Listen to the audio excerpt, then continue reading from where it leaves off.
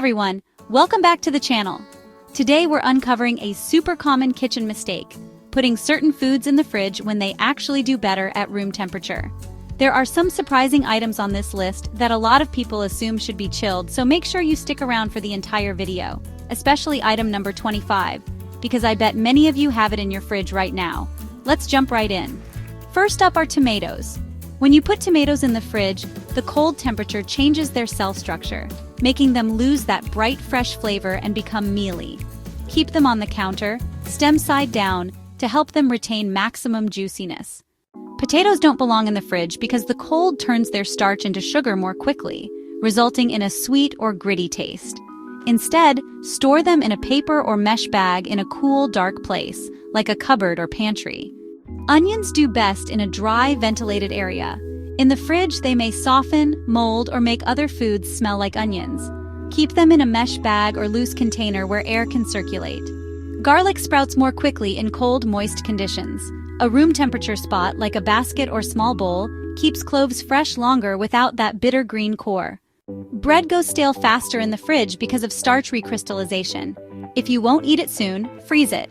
Otherwise, store it on the counter in a bread box or sealed bag. Bananas can develop black peels and mushy spots in the fridge. Let them ripen on the counter instead. Once they have a few brown freckles, they're usually at peak sweetness. Avocados need room temperature to ripen. If you pop a rock-hard avocado into the fridge, it may never soften properly. Wait until it's slightly soft, then you can chill it if needed for a day or two. Honey crystallizes faster in the fridge and can become thick or grainy. It's naturally shelf-stable because of its low moisture content, so a pantry shelf is just fine. Coffee stored in the fridge can absorb odors and moisture, dulling its flavor. Keep beans or grounds in an airtight container in a cool, dry place. Only freeze if you must, and do it in small batches. Basil wilts and can blacken in the fridge. A jar of water on the counter, like fresh flowers, helps it stay vibrant. Some herbs, like cilantro or mint, can handle the fridge, but basil really prefers room temperature. Whole melons, watermelon, cantaloupe, honeydew retain more nutrients and sweetness at room temperature until they're cut. After slicing, definitely store those pieces in the fridge for safety. Peppers can go soft or get wrinkly in the fridge. A cool, dry counter space is good if you plan to use them soon, but if you need them to last longer, the fridge is okay. Just know you might sacrifice some crispness.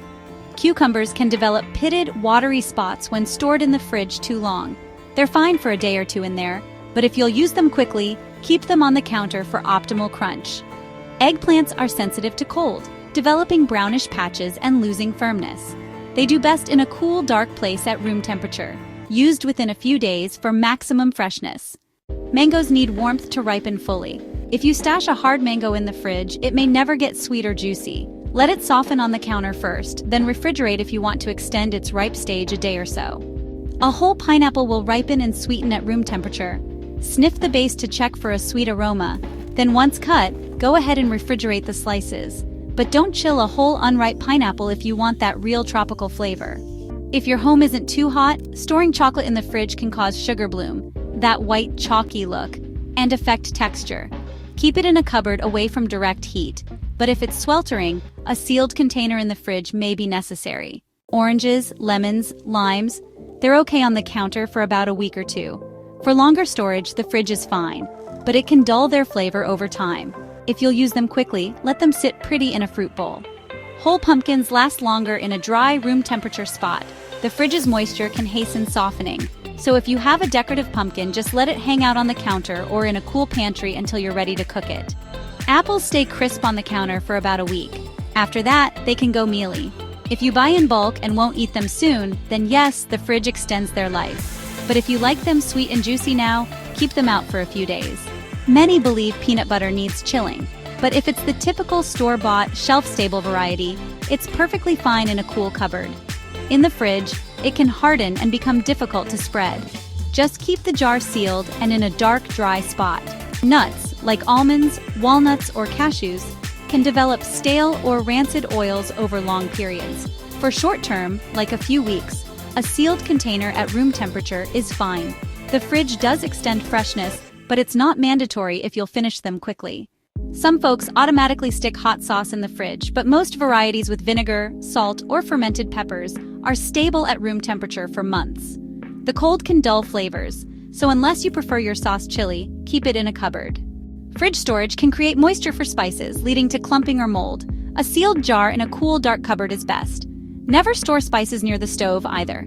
Heat and humidity can sap their potency. Peaches, plums, nectarines, these need warmth to ripen into that juicy, fragrant treat you love.